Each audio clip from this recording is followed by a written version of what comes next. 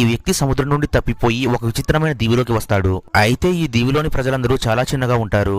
వీళ్ళు ఎంత పెద్ద మనిషిని చూసేసరికి భయపడిపోతారు. అలాగే ఇతన్ని రాక్షసుడు అనుకుని కట్టివేస్తారు. ఇంతలో అకస్మాత్తుగా పెద్దని వాన వస్తుంది. అప్పుడు ఇతడు నోటితో గట్టిగా ఊదుతాడు. దీంతో మేఘాలన్నీ పోయి వర్షం ఆగిపోతుంది. అప్పుడు ఇక్కడి ప్రజలు ఇతన్ని తమ రాజ్యానికి వచ్చిన దేవుడిగా భావిస్తారు. ఇతడికి మర్యాదలు చేస్తూ అతిథిగా చూసుకుంటారు.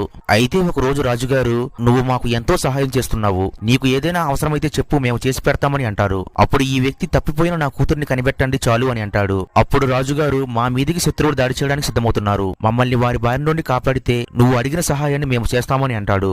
అప్పుడు ఈ వ్యక్తి సముద్రంలో ఎదుకుంటూ వెళ్లి శత్రురాజ్యంలో ఉన్న షిప్పులన్నీ లాక్కుని ఈ దీవిలోనికి తెచ్చి ఇచ్చేస్తాడు. ఇతడి సాహసానికి మెచ్చి రాజుగారు ఇతడికి మెడల్ ఇచ్చి వీరుడిగా గుర్తిస్తారు. అయితే కొద్ది రోజులు గడిచేసరికి రాజుగారి మనసు మారుతుంది. నువ్వెప్పుడూ మా రాజ్యంలోనే ఉండాలి, అప్పుడే మేము సేఫ్ గా ఉంటాము అని అంటాడు. అలాగే నీకు ఎలాంటి సహాయం కూడా మేము చేయము అని అంటాడు.